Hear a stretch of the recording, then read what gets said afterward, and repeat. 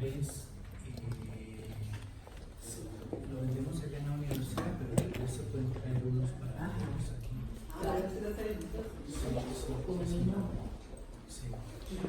Muy bien, vamos a hacer lo siguiente. Yo normalmente hablo muy, me dicen, yo no lo noto, ¿verdad? Pero me dicen que yo hablo muy quedito, voy a hacer el esfuerzo de hablar un poquito más, pero si me escuchan bien, entonces... Sí, perfecto, gracias. Sí me gustaría que tal vez siempre me gusta tener contacto visual directo con todas las personas. Tal vez las que no estoy viendo así directamente, tal vez sí, te puedes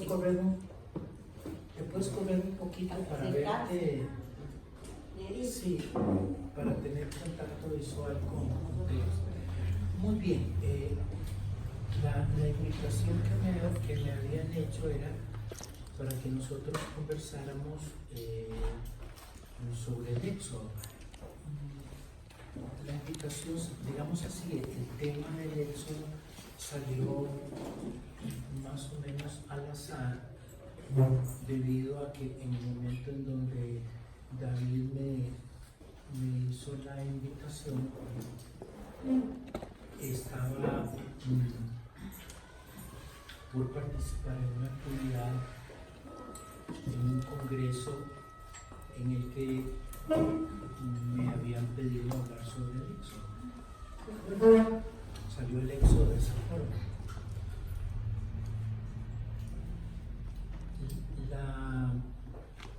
La pregunta que yo, digamos, me hago cuando voy a conversar con un grupo, en este caso con un grupo como ustedes,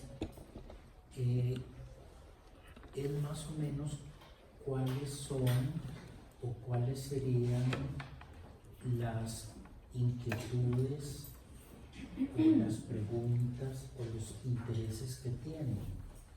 Digamos, para mí como persona que expone algo,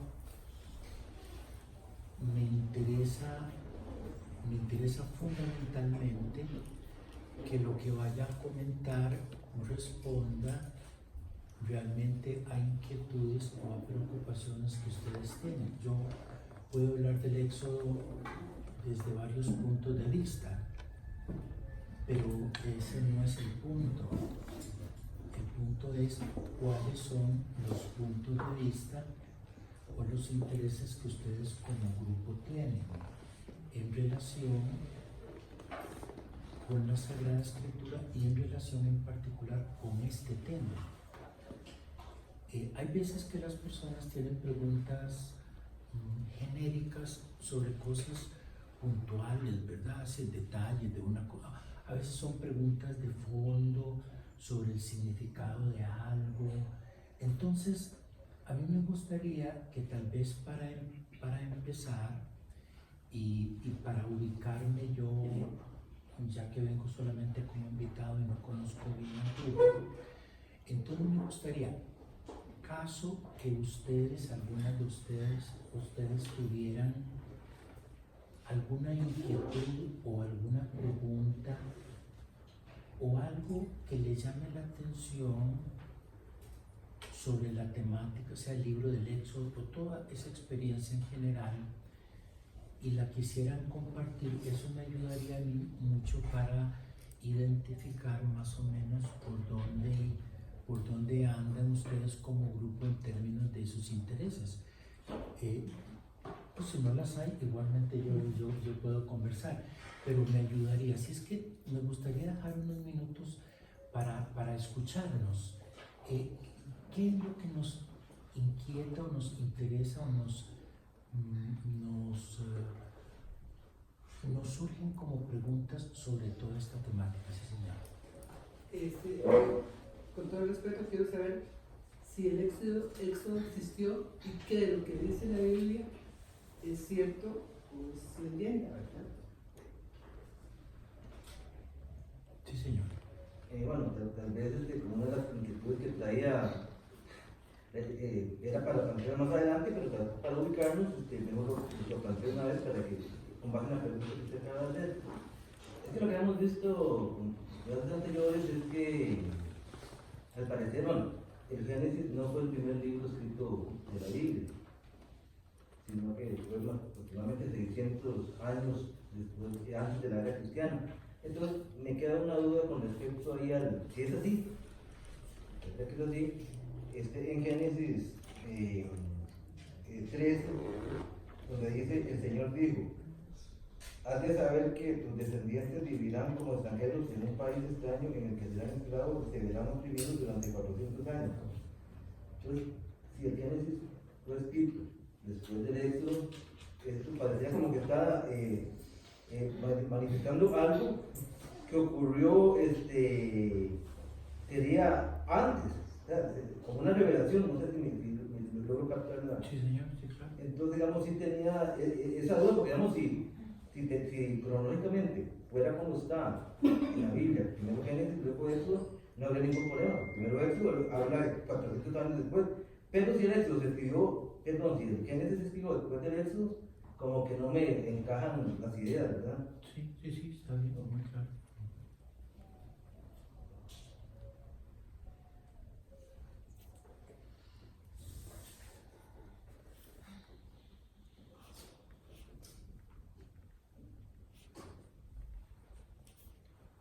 ¿Habría alguna otra?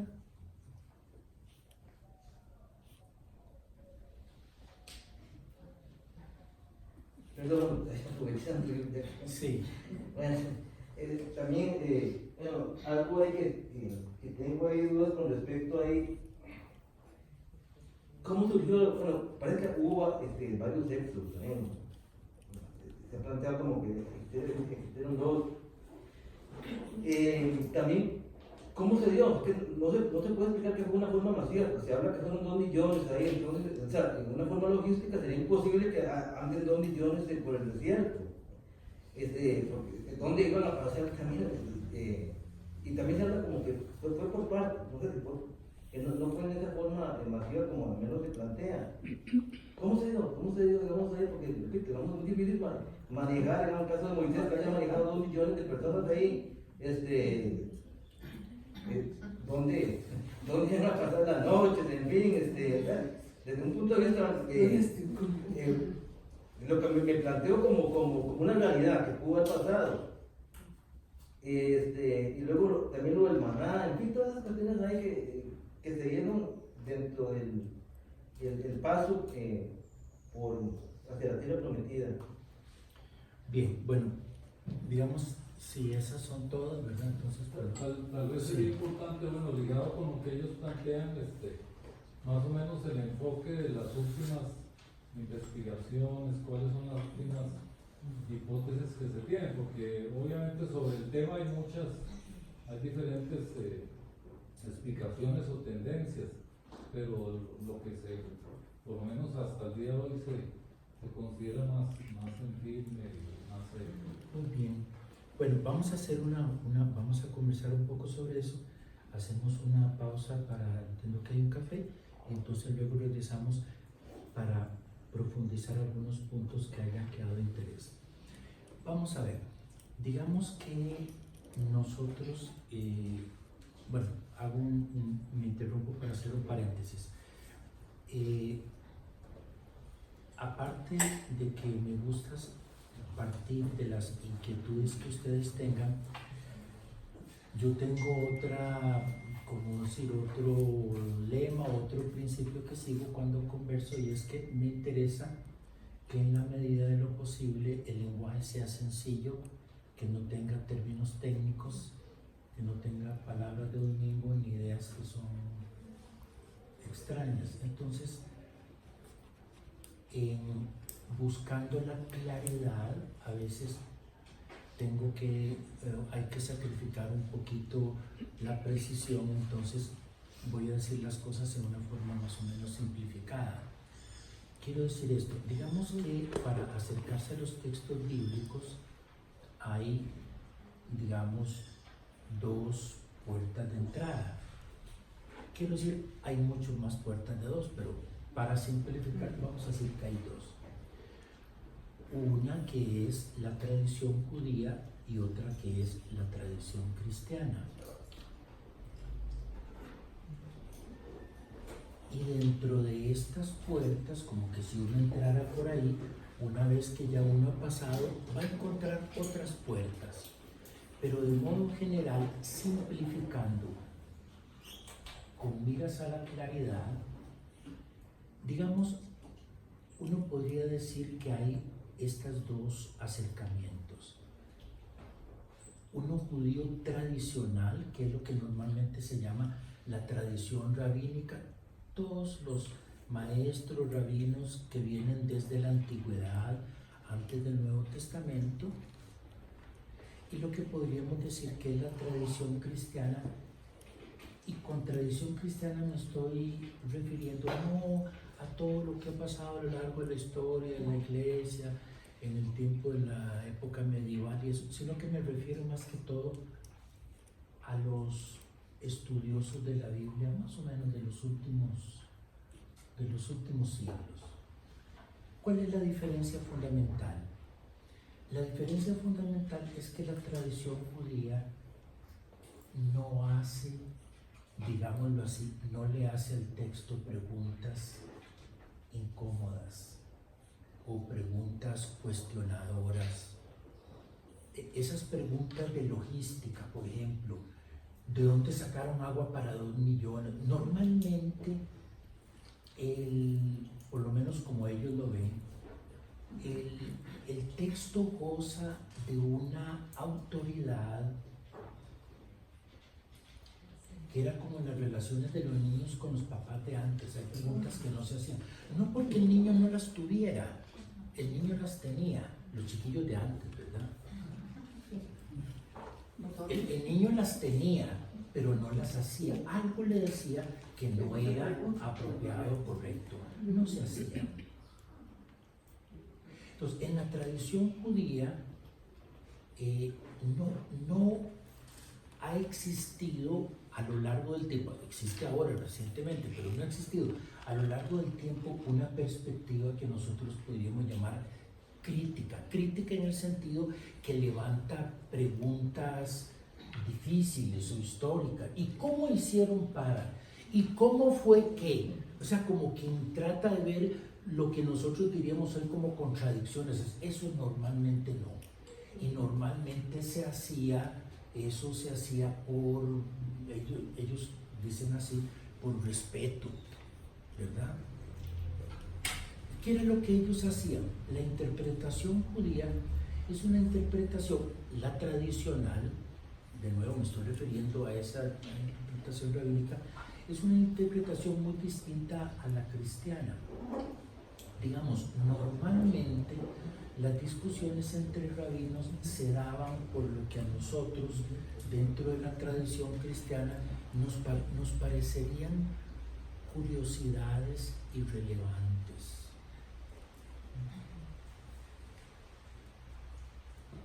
Unos rabinos toman el libro del Éxodo y alguno de ellos pregunta, ¿y por qué el río Nilo se puso rojo y por qué no se puso azul?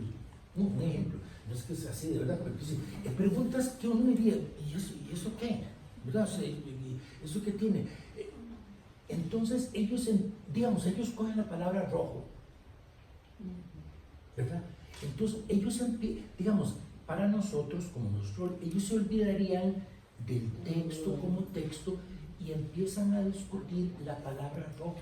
Y entonces ven las conexiones que a veces se preguntan qué número de letras tiene la palabra rojo, porque tiene 4 letras.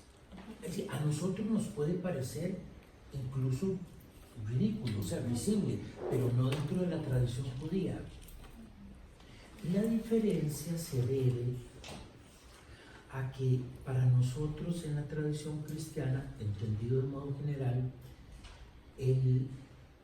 digámoslo así, el mensaje o el significado del texto está en el conjunto del texto, en el sentido que el texto tiene comprendido como globalidad. En cambio, dentro de la tradición judía, ellos consideran que sagrado es todo. Sagrado es el texto como unidad, pero las partes del texto, las palabras, todo es igualmente, como ellos lo dicen, sagrado, de tal modo que si se quedan con una palabra, piensan ellos en esa palabra el mensaje. Nosotros no. Pues si uno dice, y fue y convirtió el agua, cogemos agua. Bueno, sí, uno se puede poner a hablar del agua, pero uno dentro de la tradición cristiana consideraría que no es correcto como interpretación bíblica olvidarse del texto y coger la palabra agua y pasar toda la mañana hablando del agua. Eso parecería curioso, no dentro de esa tradición. Entonces, dentro de esa tradición, un verbo, una palabra, un nombre, todo en un determinado momento se puede convertir en el objeto del mensaje, en toda la discusión. Entonces el texto se fragmenta, como si fuera en una luz de bengala, me explico. Digamos que todas las estrellitas que salen son iguales, entonces todos tienen el mismo valor. Entonces, digamos, dentro de esa tradición no existía tanto ese tipo de preguntas. ¿Y por qué esto es así? ¿Cómo esto? Ese tipo de preguntas presuponen una comprensión del todo y verlo de una forma crítica, ¿me explico? Y ese tipo de comprensión no existía en ellos. Entonces, los rabinos normalmente no veían esos problemas. Y si los veía, como les digo, es como que se los callaban, ¿verdad? Simplemente, digamos, por una cuestión de respeto. Entonces, dentro de la tradición judía, esos temas no aparecen normalmente en la literatura. De nuevo, sí, hay uno que otro autor, digamos, muy importante, en los que ocasionalmente pueden hacer alusión a algo, pero la hacen no para problematizar, no para cuestionar, no como para decir ¿y cómo?, sino más que todo como para verle un lado que nosotros llamaríamos hoy pastoral o espiritual. Digamos, dejando eso de lado, entonces vamos a la tradición cristiana. La tradición cristiana fue en el pasado, en lo que se llama la iglesia primitiva y la iglesia medieval, fue más o menos igual. O sea, por respeto a la escritura no se hacían preguntas capciosas. Entonces, en ese sentido, más o menos, se trata de buscar la verdad, pero la verdad, digamos, dentro del contexto general del relato como tal.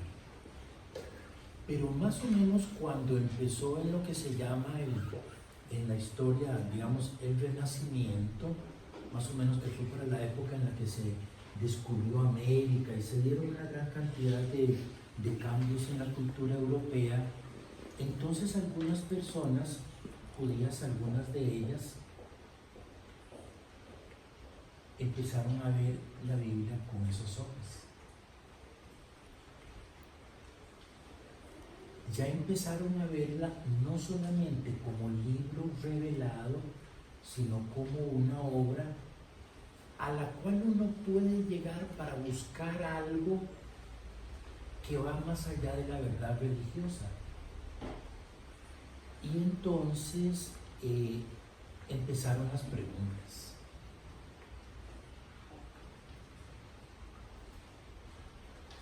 La distancia que hay entre el punto de partida que nosotros sabemos en Egipto, entre el punto de partida e Israel, es una distancia relativamente corta. Es decir, que si los israelitas hubieran salido de Egipto y hubieran hecho, y hubieran cogido, ¿verdad?, una línea recta para llegar a Israel, esa distancia hubiera sido más o menos, lo digo literalmente, más o menos como ir de Limón de la ciudad de Limón más o menos a la ciudad de San Ramón. ¿Me explico? O sea, era una distancia manejable. No de 40 años. No era de 40 años. No era para durar 40 años. Nosotros estamos hablando que si ellos se hubieran ido en línea recta, probablemente habrían tenido que recorrer más o menos como unos 220 kilómetros, a lo mucho. Pero no se dura 40 años para recorrer 220 kilómetros. Como decía yo en una clase en la que estaban algunas personas aquí, muchas personas en la romería alrededor de Rosto caminaron muchísimo más que eso. ¿Me explico? Entonces, esas cosas empiezan a verlas algunas personas. No lo hacen de mala fe, no lo hacen cuestionando o poniendo en duda nada de la Biblia. Lo hacen por sentido común. Es decir, ellos quieren entender más, no cuestionar el tema, quieren entender más. Pero entonces, digamos, sacan la regla, sacan la calculadora y dicen, pues qué raro, ¿verdad? Es decir, es mucho tiempo para una distancia tan corta.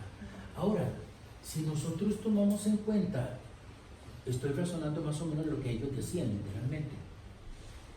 Es decir, digamos, si nosotros vamos a ver los números de los que habla la Biblia, que dice que eran 600 y pico de mil de hombres, y no estaban contadas ni los niños, ni las mujeres, ni los ancianos, y empiezan a sumar números, y eran varios millones de personas. Bueno, si son varios millones de personas, si uno pone a hacer una fila de 8 en fondo de Limón, la fila va a llegar a San Ramón y se devuelve.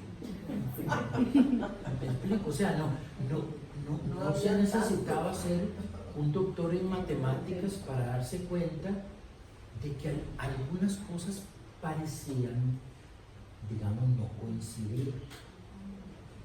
Además que ellos iban con algunos animalitos y que iban con sus cosas y todo eso.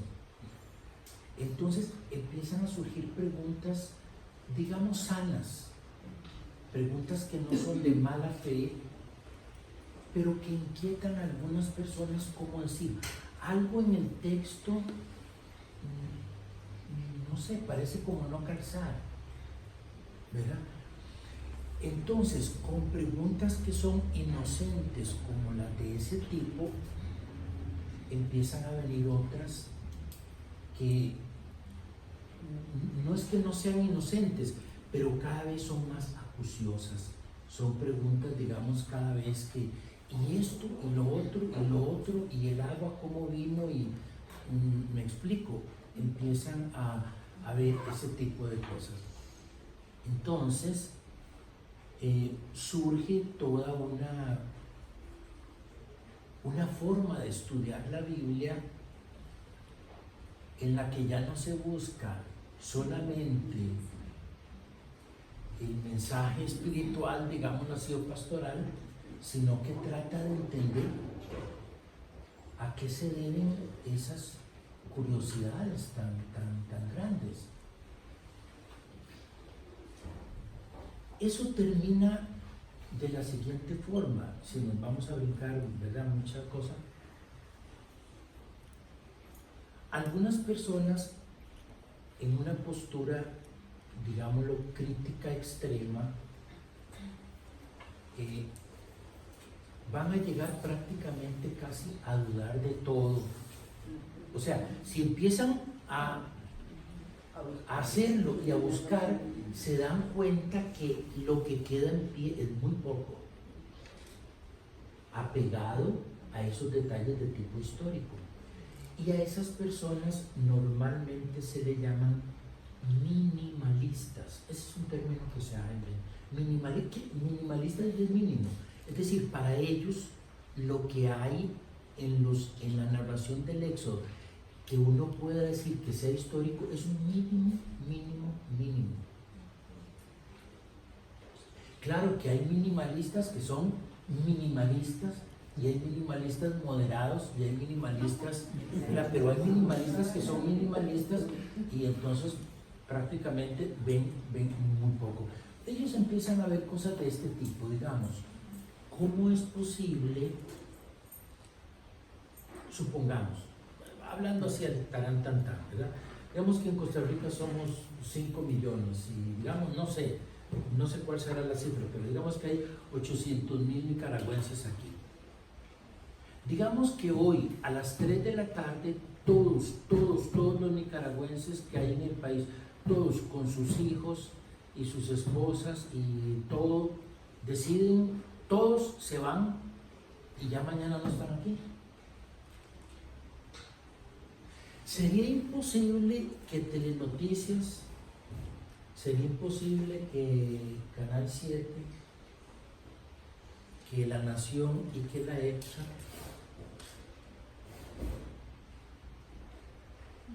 de mañana no dijeran nada de eso. Pues es imposible. Es imposible que los periódicos, o sea, porque de alguna forma la economía,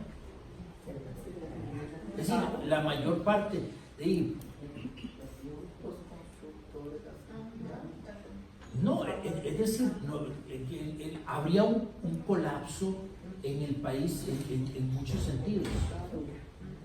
Entonces ellos van a las fuentes egipcias. Nosotros tenemos muchísimas fuentes egipcias. Quiere decir, la literatura egipcia antigua no se ha perdido. Afortunadamente la tenemos, se descubrió, se tradujo y la tenemos hoy. Y en esas fuentes no hay nada que hable de un éxodo de ese tipo. Pero dado que el libro del Éxodo habla de cantidades tan grandes, entonces dicen los minimalistas, no es posible. O sea, Egipto habría, no colapsado, pero digamos, los estragos que habría causado a nivel económico habrían quedado reportados, ¿verdad?, de múltiples formas. Esa posición se le llama minimalista. Y normalmente las personas que pertenecen a ese grupo de minimalistas normalmente son de tradición, digamos,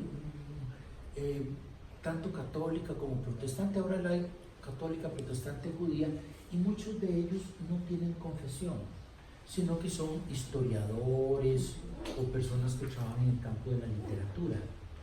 Les interesa la Biblia, pero no les interesa la Biblia como un libro religioso, sino que les interesa porque es una obra que habla del mundo antiguo. Punto. Entonces digamos que esa es una postura. La otra postura se llama maximalista, como maxipalí, pero sin el palí. Y en la maximalista ellos tratan de ver lo contrario. Para ellos lo que el texto bíblico afirma, ellos lo ven desde la otra perspectiva.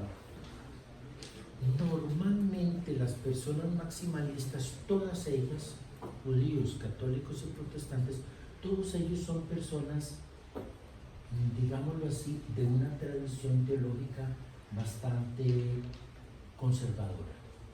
O sea, ellos sienten, no todos, pero digamos la mayoría, sienten que su tarea es defender la Biblia o defender la idea de que lo que la Biblia dice es verdad.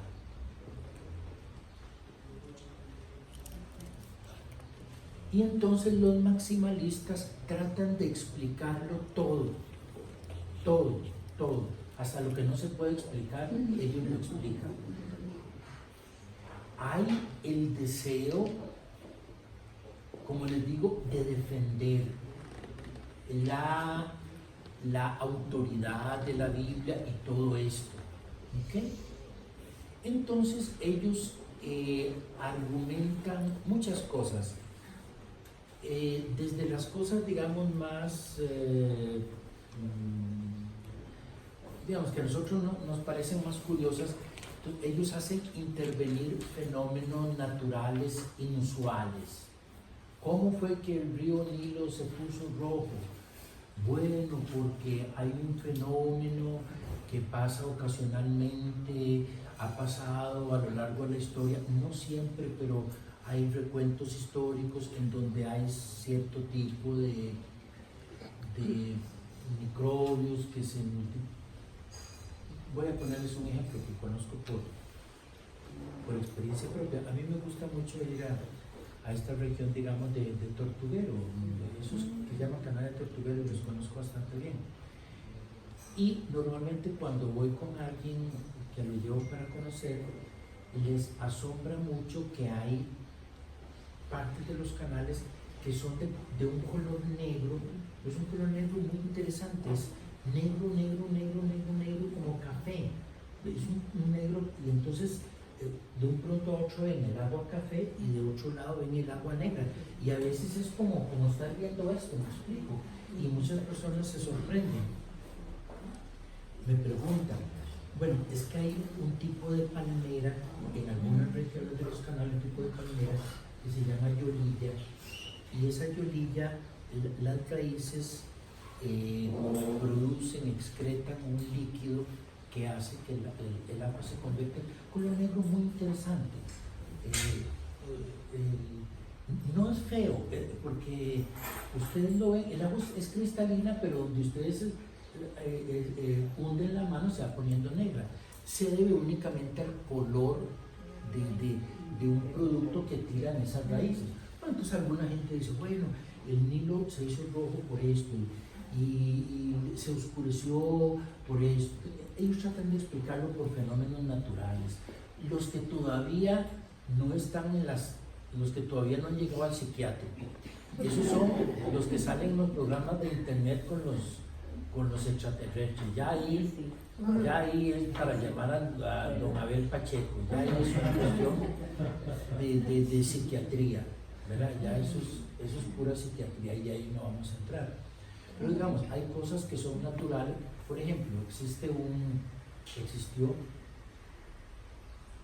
un destacadísimo erudito católico, precisamente uno de los autores de la Biblia de Jerusalén. Él escribió una historia que se llama Historia Antigua de Israel en 2 volúmenes, y la mejor explicación probablemente deben de tenerlo aquí. En todo caso está en internet gratuita. El profesor se llama Roland de Bo.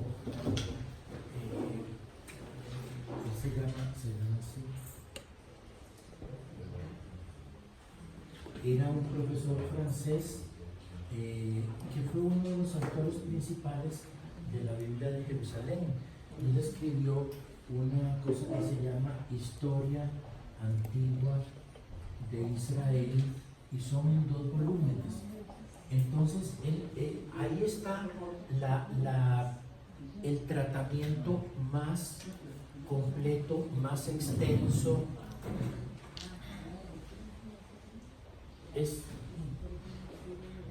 Hasta Moisés, si lo hubiera leído, aprende. Porque lo que hay ahí hay cosas que ni Moisés sabía que estaban ahí en el libro del profesor de Bo.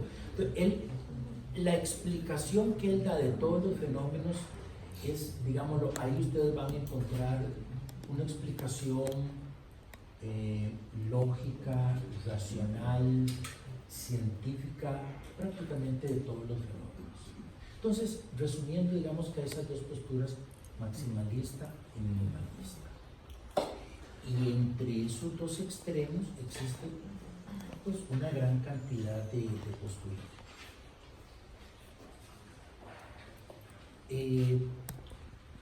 Respondiendo a la pregunta de Hernán, las posturas más, digámoslo así, más modernas, como les gusta decir ahora, de punta, ¿verdad? Es una postura que hasta ahorita está, digámoslo, pues surgiendo. Hay muy poco de eso, pero yo personalmente creo que en el futuro, en ámbitos serios, va a ser la única explicación.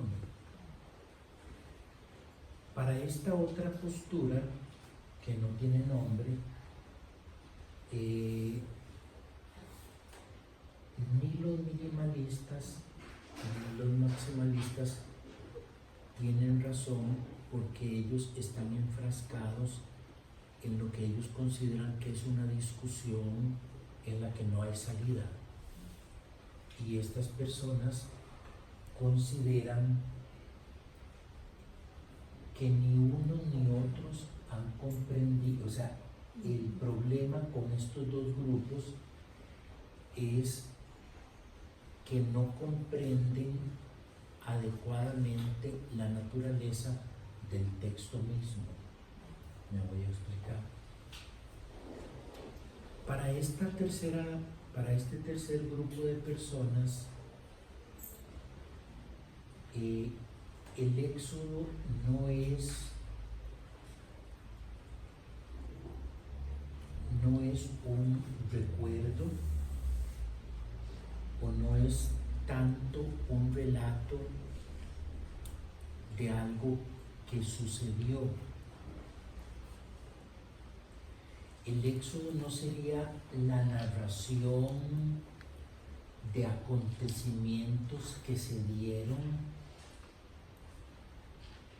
sino que ellos lo ven, y ahora yo voy a explicarme mejor, pero ahorita tengo que decir una forma muy resumida. Para ellos el éxodo sería más o menos, o quitémosle el más o menos, el éxodo sería una parábola. Hubo acontecimientos históricos, y muchos de los acontecimientos históricos son del tipo que están narrados allí, pero el texto no busca ser una descripción ni un relato de cosas que pasaron. El texto no habla de cosas sucedidas, o de cosas, y menos de cosas que le pasaron a aquellos fulanos que estaban allá. Ellos lo ven de una manera distinta. Para ellos, nosotros como personas, como seres humanos, tenemos siempre ciertos conflictos básicos como seres humanos.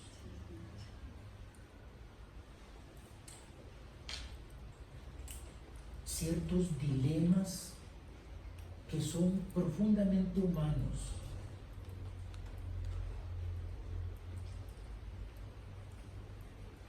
Cosas que forman parte de la naturaleza humana, no importa en qué cultura o en qué tiempo, sino que son temas que van a ser complicados en cualquier sociedad, para cualquier persona.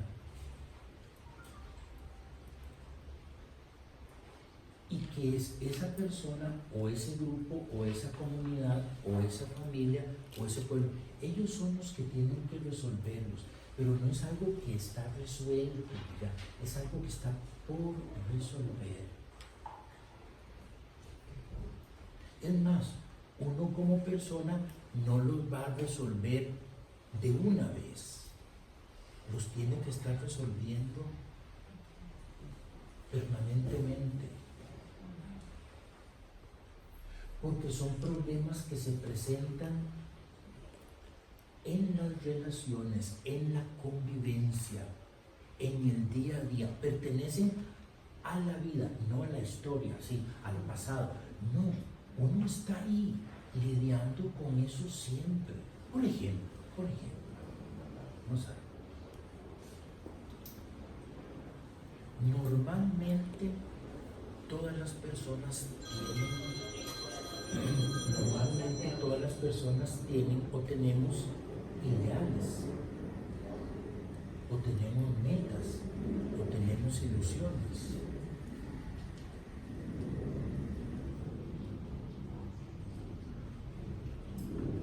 las hemos tenido.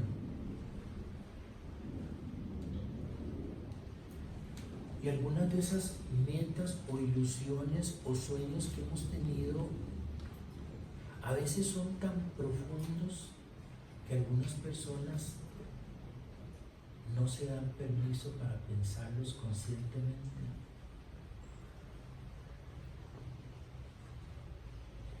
A veces son sueños de los que nadie sabe, ni los esposos, ni las esposas, ni los hijos, porque se llevan ahí como a veces como frustraciones, a veces como ideales, a veces como secretos de vida, a veces como algo que no se dio pero a lo cual no hemos renunciado.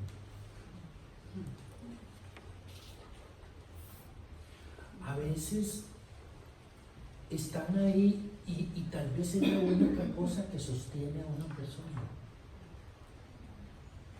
Calladamente, secretamente, me explico.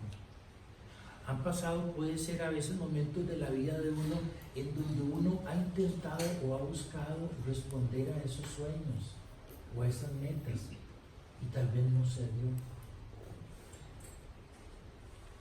Y hay personas que tal vez a raíz de eso renunciaron y la vida queda marcada por esa, digamos, por esa frustración. O hay personas que no se cansan y lo siguen buscando.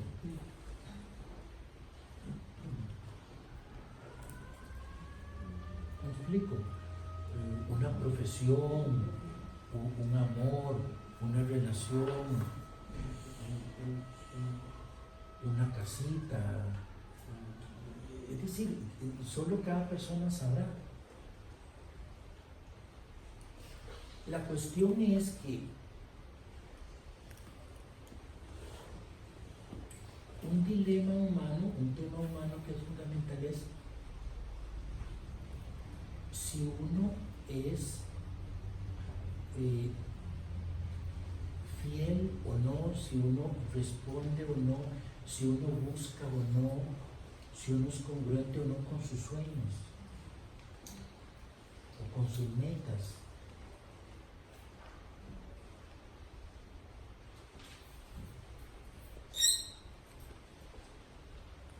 Eso solo lo sabe, digamos, una persona. Pero entonces, digamos, algunas personas dicen, el libro del Éxodo,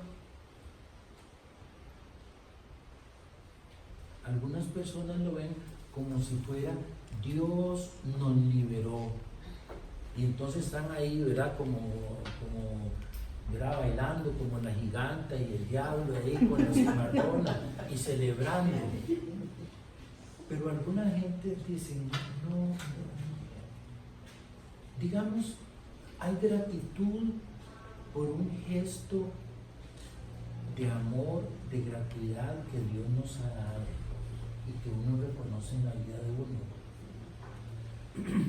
Pero esa liberación nos conduce a una etapa intermedia de 40 años, en decir, si es la 40 años, esa es la vida. Esa es la vida. Ahí no es Dios el que va, ahí van a ser ellos, ¿me explico? Entonces, no se trata de algo que pasó, ellos van a tener que definir ahí en el desierto qué son, quiénes son, cómo van a responder ellos como seres humanos, como personas, a esa tarea que no está resuelta, está por resolver, que es el día a día de una marcha que metafóricamente es como un caminar hacia la tierra prometida.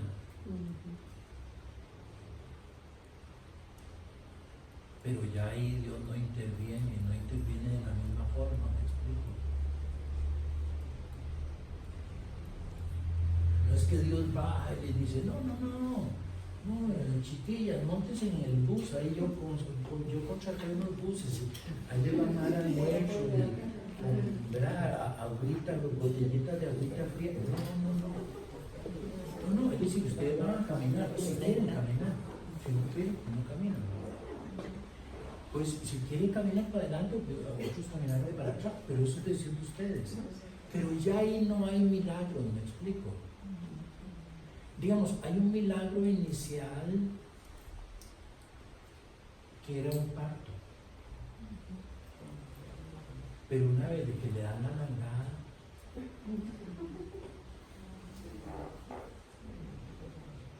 ya mami no es solo para mí. ¿Me explico? Ya yo estoy calladito y ahí calientito y nadie se mete conmigo porque yo estoy aquí. No, ya no está dentro, ahora está afuera, hay otros hermanitos y la mamá trabaja y ahora la mamá tiene pues que te mal carácter. Entonces digamos, el éxodo es más o menos como un parto.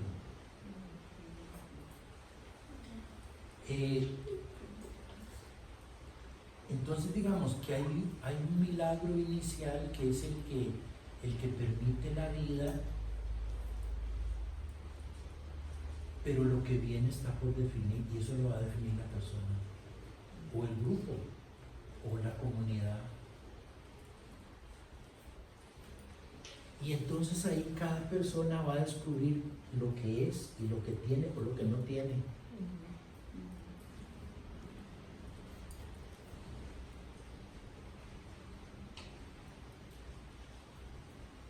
Entonces, digamos, después de que ya pasan los primeros días y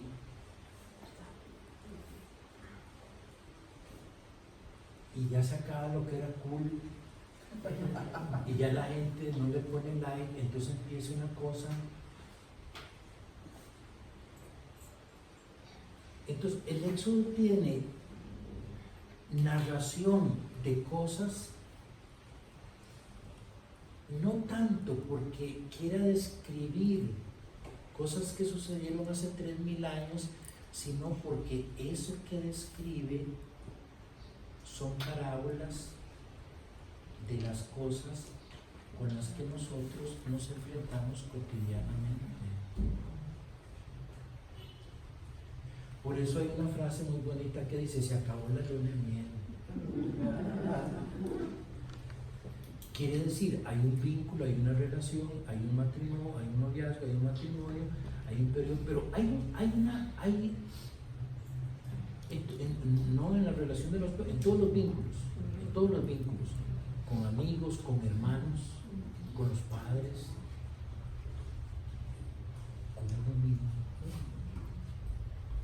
Hay un momento en donde algo sonó feo. Y la goma loca pega, pero no lo deja como estaba. ¿Me explico? No lo deja. O sea, uno quiere que quede exactamente como... No se va a salir el agua, pero ya si vienen visitas yo no voy a usar esto porque de ahí no, ¿verdad? No, ya no queda igual. Entonces, ustedes que ya tienen, o sea, todos los que estamos aquí somos adultos, ustedes se han dado cuenta que hay un momento determinado en la vida en donde todos los que estamos aquí nos hemos dado cuenta, o la mayoría, hay un momento en donde un día uno se dio cuenta que ya no era joven, un día. O sea, hubo algo,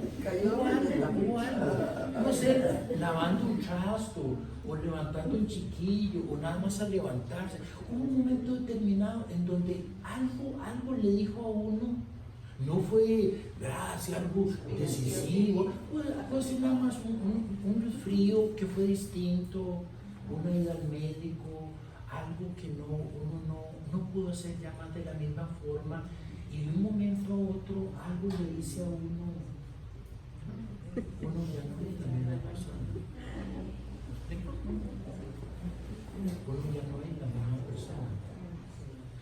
Entonces, digamos, como estas personas lo ven, no se trata de discutir si eran 600,000 personas o 1,5 millones. No es que no tenga sentido discutir eso, pero para ellas el meollo de la cosa no radica en decidir ciertos detalles numéricos o estadísticos o arqueológicos o geográficos. Entonces, para ellas, la discusión de los minimalistas y los maximalistas está equivocada en el sentido de que ellos entienden como fundamental algo que no es lo fundamental en el texto.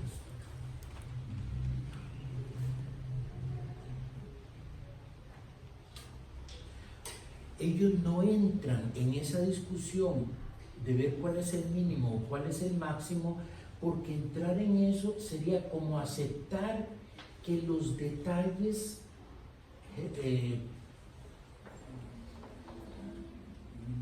de tiempo y espacio son lo esencial, y para ellos lo esencial está en otro lugar. Una vez me contaron una historia, un chiste, que no me parece que sea irrespetuoso para contarlo aquí, pero es que me hizo mucha gracia. No recuerdo de dónde fue, que habían unos gatillos que estaban oyendo a un par de gatos viejos hablar. Esos estaban ¿verdad? Como en una tarde, estaban oyendo a un par de gatos viejos hablar. Y estaban oyendo que los gatos viejos decían que en la noche iban a ir a fornicar. Y entonces los gatillos no sabían qué era. Pero entonces ellos querían ser como los gatos grandes, ¿verdad? Y entonces cuando terminaron de hablar, entonces se bajaron y les dijeron: muchachos, nos dejan ir con ustedes en la noche y nosotros queremos ir a fornicar. Y entonces los gatos viejos se rieron. Y le dice: sí, vámonos aquí a tal hora. Entonces llegaron, ¿verdad? Y ahí estaban los gatillos ya de temprano. Y entonces los gatos se subieron por un techo y se bajaron y se metieron por un lote ahí, se bajaron, le dieron una vuelta a la manzana y otra vez se subieron por una tapa y se bajaron. Y ya cuando estaban por un techo, dicen los gatillos: muchachos, ya nos vamos, es que ya nos cansamos de fornicar. Entonces,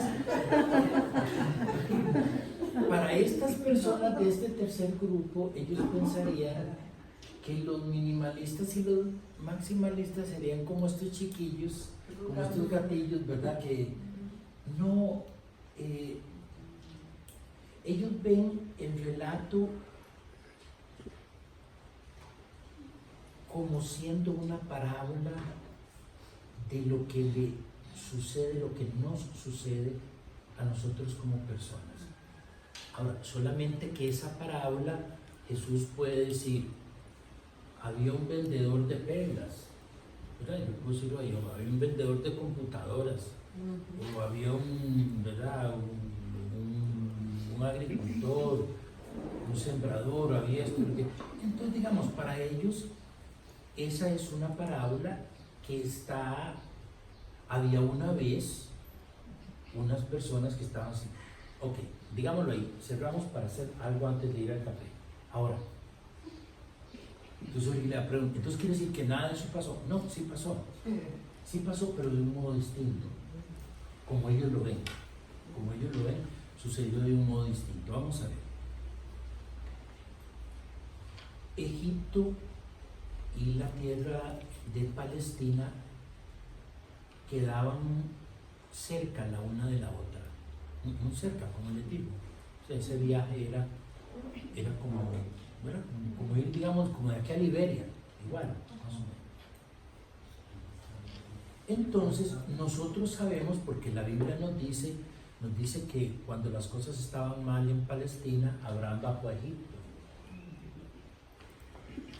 Y después nos dice que cuando las cosas estaban mal, más eso en Génesis capítulo 12. Luego nos dice que los hermanos de José vendieron a José, una gente que iba para Egipto. Y después, cuando las cosas estaban malas con la familia de José, ellos bajaron a Egipto. Y nosotros vemos que siempre estaban viendo y viniendo. Como le pasa a los mexicanos que van a los Estados Unidos y regresan, o envían dinero desde allá, o a los salvadoreños. Algunos se quedan viviendo, otros regresan. Entonces, nosotros sabemos que no son solamente esos relatos de la Biblia, hay muchos otros ejemplos de gente que se iba, el mismo Jeremías se fue para vivir allá, y lo sabemos que los padres de Jesús también fueron cuando había peligro. Es un poco como la gente de Nicaragua que se viene, que luego regresa, alguna se queda, otra se va, etc. Tiene familia aquí, tiene familia allá, todo eso. Entonces, este tercer grupo entiende que después de muchos años de ir y venir, de muchas experiencias concretas, reales, o sea, históricas, de verdad, de muchas familias, la de Abraham, la de José, la de Jacob, la de una gran cantidad, ellos acumulan muchas experiencias buenas y malas.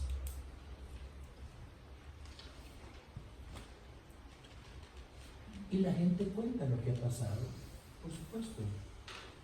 Ahí los domingos en el Parque La Merced la gente va y cuenta cómo era allá, y que le llegó una carta, que se le murió un hermano, la mamá, que nació un sobrino, y mira que ya te dieron los papeles, no me los han dado, cómo eso es para ir del seguro. Empiezan a contarse ese tipo de historias. Entonces, para ellos, lo que sucedió en el libro, lo que está narrado en el libro del Éxodo, es de alguna forma como una síntesis de cosas que sí sucedieron, efectivamente. Le sucedieron no a una familia, o a dos, o a tres, o a un grupo, o a 20, o a 15, le sucedieron a montones, a muchos, a lo largo de muchos años, a lo largo de siglos. Alguien quiso poner todos esos aprendizajes, todas esas experiencias, no todas, digamos, muchas de ellas, convertirlas en literatura. Yo siempre traigo a colación, dado que nosotros tenemos aquí esta relación con los nicaragüenses, ustedes se acordarán que había un muchacho, César Melentes, que hizo una obra de teatro que se llamaba Nica. Si ustedes tuvieron la oportunidad de ver una obra extraordinaria. Entonces, eso le pasó en parte a la familia de él, porque en parte era biográfico de él, de su familia, pero en parte le sucedió a montones de gente nicaragüense que él conocía. Entonces, lo que él escribió es una síntesis de él y de muchos. ¿Qué hay ahí que fuera inventado? Todo y nada. ¿Me explico? Pero es muy importante entender qué es todo y nada. ¿Por qué él ha inventado todo? Todo porque él lo inventó. ¿Me explico? Él como autor creó el relato y eso nació de su cabeza. Pero no nació de su cabeza, nació de su vida, nació de su experiencia y nació de la de los suyos. Entonces, entiéndame, nació de la cabeza y nació de la vida. Pero ¿cómo se encontró? No, las dos cosas son ciertas.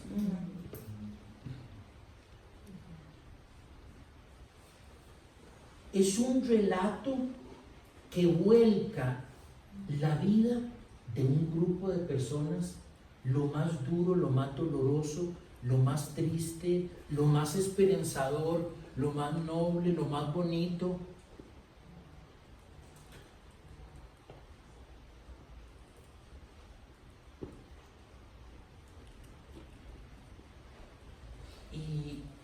Y al mismo tiempo es testimonio de la capacidad creadora de este muchacho como intelectual, como literato. ¿Me explico? Porque muchas otras personas lo vivieron, pero ninguna escribió algo como eso. ¿Me explico? Entonces, en esta aparente paradoja está lo que algunos ven que es realmente el sentido del Éxodo. ¿Fue historia? Sí. ¿Qué? Todo. ¿Fue historia? No, nada. ¿Cómo? Sí, porque lo que está ahí está basado en la vida pero en la forma en la que lo tenemos hoy es una narración literaria que lo que busca no es describirnos algo sucedido en el pasado, sino que al leerlo, si uno lo lee correctamente, todas esas cosas del pasado están narradas de tal modo que si uno lo lee se da cuenta de que detrás de esa narración se podría poner uno hoy,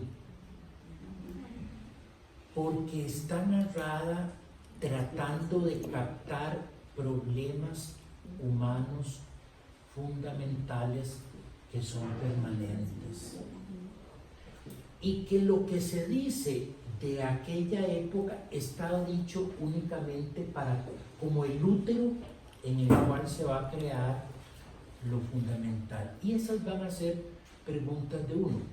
Terminemos con esto. Alguien preguntó, bueno, él preguntó ahí lo del maná. ¿Cuál es su nombre? Melvin. Que Melvin dijo lo del maná.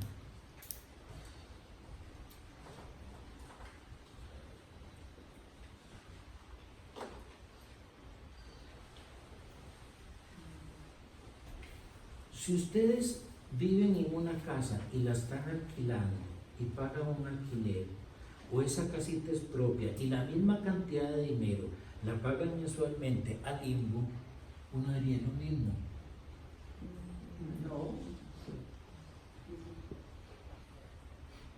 Sí es lo mismo, pero no es lo mismo. Está con la ilusión de que Porque uno siente,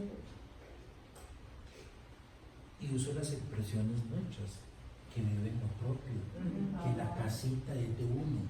¿Cómo dice la gente? Dice, de aquí nadie me va a echar. Hay un sentido de seguridad, de pertenencia, de logro. Una casa propia no se cuida como una casa alquilada.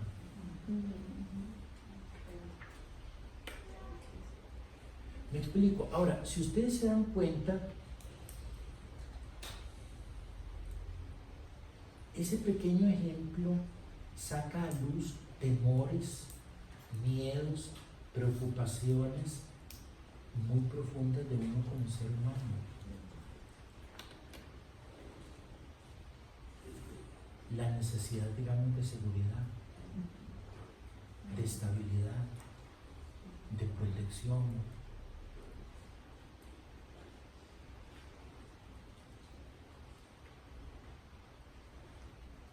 No es muy distinto que la historia del maná. El Señor dice, no la guarden, la van a recoger ahí todos los días, va a haber.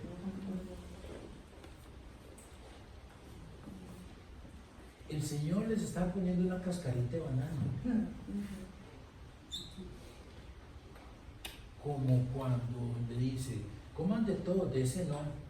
Ya se desaparecieron todos, ahora solo uno para Me explico, hay un programa de televisión bastante fuerte en Brasil de un cómico que se llama Silvio Santos. Son bromas muy pesadas con una cámara escondida. Y precisamente allá, yo lo veo porque hay cosas que son. Y ayer estaba viendo uno en donde le hacen a una, es una entrevista de trabajo. Y entonces cuando una persona ya termina la entrevista de trabajo, entonces la llevan a una sala, a un cuartito como de espera. Y entonces llega una señora y digamos que le dice que se siente ahí y le dice, bueno, le pongo esta cajita aquí que le dejó, es un regalo que le deja el señor que le entrevistó. Dice, yo vuelvo, ya vengo, voy a ver los resultados, vuelvo en unos minutos. Por supuesto, todas las personas se pararon, levantaron. Era un fondo con una tapilla y había lo que había era como, no había nada, no había regalo, era nada más una cosa que uno puede apretar, ¿verdad? Como un botón. Es la curiosidad, nada más. La persona llega y ve la curiosidad y pa, entonces todo, ¿verdad?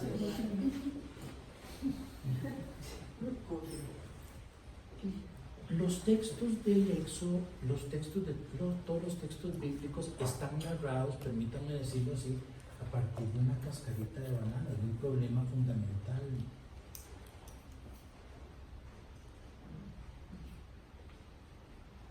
Ese problema fundamental trata de tocar algo que es vital para las personas y que trata de ver qué haríamos nosotros en esa situación.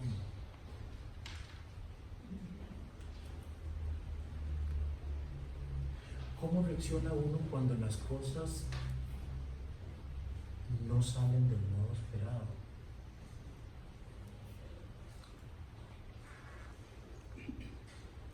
¿Qué es lo que tiene uno? ¿De qué madera está hecho? ¿O es capaz uno de confiar de ese modo que está dicho ahí? ¿O necesita